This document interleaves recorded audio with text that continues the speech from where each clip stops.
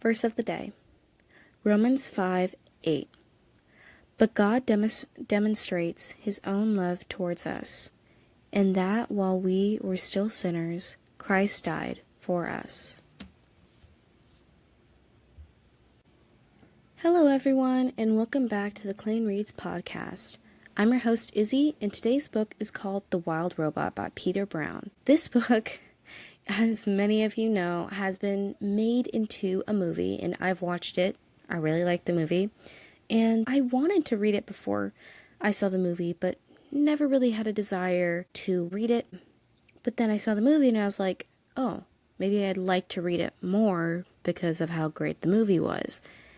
And I decided to go purchase the book. My parents did. Thank you, Mom and Dad. And so I thought this would be a wonderful book to review, since this is a very popular book in the Barnes & Noble right now, on Amazon, pretty much anywhere you can buy books. This book, The Wild Robot, because it is a major motion picture now, it is probably noticed by many of you. Okay, this is my review. I really liked this book. This book is about a robot named Roz, who somehow, through a crate, that the only surviving crate of a wrecked ship, floats to this island. The island doesn't have a name, but it goes to this island, and Roz gets activated by one of the otters that lives there. And she's like, hi, I am Rosum 71. I don't know the exact number sequencing. But she is a robot that's meant to be for the city life, but she ends up in this forest on an island in the middle of nowhere. So, what does she do? She tries to go communicate with the animals to see if they are the customers who ordered her. I think that was so funny and sweet, but she's so innocent. She doesn't know anything at all. And they're just running away from her screaming, "It's a monster!" Like it did in the movie, where it's one of the I think it's one of the squirrels or chipmunks said, Are you gonna eat us?" And then Rosum says no, and then the little chipmunk says, "It says no." And then the moose comes and tries to kill her. It's just hilarious. But I really did like this book. The illustrations were so cute within the book. It was really easy to read, although it was pretty slow for, of course, I'm a teenager, so this is probably past my reading ability. I read books that don't have pictures in them anymore. And if they are, it is like The Lion, Witch, and the Wardrobe, and not store almost every single page has a picture on it, an illustration that covers up most of the words. And after reading, I read this book after The Hobbit. And let me know if you want me to do a review on The Hobbit, and I will gladly do one. I read this book after The Hobbit just to give my brain a little bit of break, because The Hobbit is so intense and it's such an epic fantasy. I needed a break. This one was perfect, and my brain was so lazy after reading this. It was I don't want to read another book with big words. I want to read another picture book. I wanted to read another picture book. So my age rating for this would probably be 12 and up. I think it says for readers 8 years old and up, maybe on the back of the book. I don't see it. The reason why I think 12, or at least 11 years old, or maybe 10, but not 8 years old, because it does involve with new spirituality. I forgot what it was specifically, but it was you'll return back to the earth, you'll become something else. And as in like the book The Great Good Thing, it did have an influence in new spirituality that it put into this little book that was just made for, this book's made for an 8-year-old. But yeah, they did have that in there. It is Roz, as you see in the movie, she does kill a family of geese. She kills them by mistake, but they're dead. And obviously, if you're in the forest and you can talk with the animals, they're going to talk about I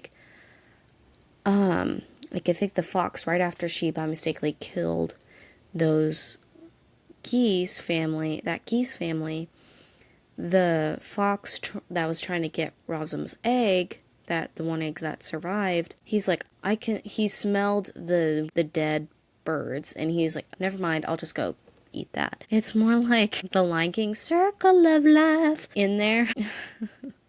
They're like, we don't want to hear you sing on the podcast. What are you doing? I'm sorry. I like singing. I go to choir, and I like making jokes, specifically dad jokes, which my friends roll their eyes at. But it makes me happy, so that's what counts. I'm just kidding. Anyway, this was a really good book. I will continue with the second book in the series, The Wild Robot Escapes, just because I'd like to see where Roz ends up, maybe after I read the next book in the Lord of the Rings series. Maybe that'll be the book I read after, and we can just keep going until we finish with the Wild Robot series. I didn't really care for the new spirituality, as I said, and there was like a little bit of violence, like there was a scene where the baby bear cubs started ripping Roz apart, and then there's 3 robots that were trying to go track Roz down towards the end of the book, and Roz, trying to protect herself, all her ligament, like literally all her appendages, her arms and her legs broke off. The only thing that is there is her head and her bust. That's it. And she's still alive, but she's just, alive as a robot can be. But there is a good amount of violence, which I was like surprised. And I know Peter Brown is probably wanting to say like, oh, this is what really happens in the wild. But I was surprised for like an 8-year-old, like, oh, 8-year-olds think that, I don't know, you can cuddle a big brown bear and nothing bad will happen to you. I don't know. That's what I think anyway when I think a book is for an 8-year-old. Another violent scene that I just remembered is that there's this goose, and it's also in the movie too, Loudwing?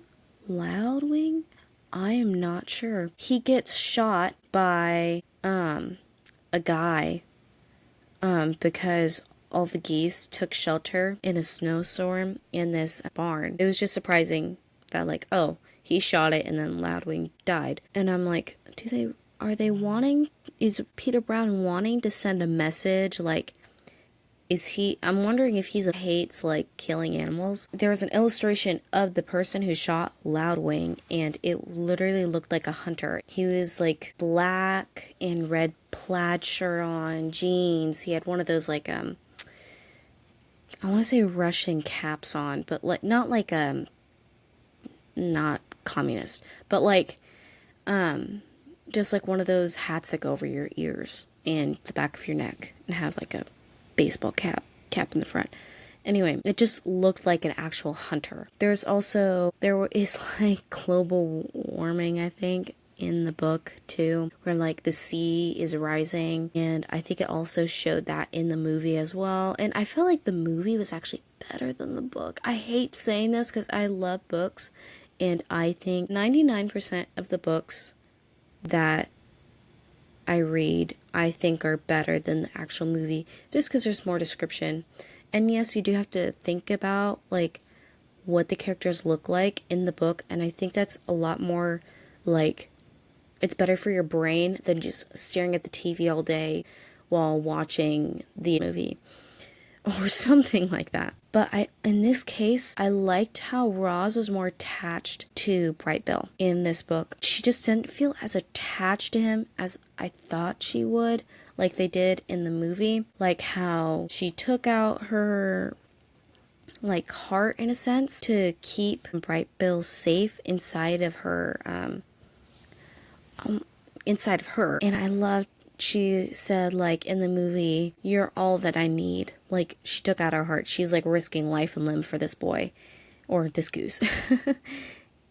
But she didn't really show as big of an attachment, although she did care a lot about the animals there. And I really liked that aspect. But other than that, I feel like it lacked a little bit of love. And I feel like, I know robots are not supposed to have feelings, but at the same exact time, the robot is a mom. Shouldn't she like have more of an attachment, have more of an emotional, like more than just the processors, like actually love in her than just calculating like your GPS when you took a wrong turn? But honestly, I will read probably the second one. Both boys and girls can read this book. I don't see why a girl couldn't read it. I'm a girl, so obviously you could probably tell by my voice. Boys could read it, definitely. I think the violence level, I don't think would bother boys that much, but I feel like it would bother girls more. I think it was an okay book. I think I gave this like 3 stars, maybe 4 stars on Goodreads, just because I feel like it was mostly influenced by the fact that so many people have liked this book and read this book. And I can understand why. There's a lot of cute aspects. And they do talk about death a lot in this book, which is actually a little bit depressing in here, but not like so overwhelmingly depressing, because like you can only go so far for a kid explaining like, why is there death, why is there this or that. It does try to also answer death and those big topics like that from a parent perspective, telling a child. So if your friend, or if you know someone who you want to recommend this to, or you bought this book for, is sensitive to death, like really hypersensitive, don't give them this book. This is probably a little bit too much for them. I would not give this yet to my nephew, just because he doesn't read books like this yet. But if he did end up turning like 10, I don't know if I'd give this to him yet. Although it's pretty fun and it's cool, I don't know if I would give this to him like immediately when he turned 10. I don't know. There's just some things that I would just be cautious about, and of course, I'd have to ask my sister if I could give that to him. Here's on the only quote from The Wild Robot on page 99. "You'll never be the perfect mother, so just do the best you can. All Brightbill really needs is to know you're doing your best." And I thought that was so sweet of one of the Keys to say that to Roz. So yeah, so 11 to 12 plus, probably 12 plus just in case. Yeah, I think it was a great book, and I will continue reading the series. Thank you for listening to the Clean Reads podcast. Please like, share, and subscribe. I'll see you on the next episode. Bye!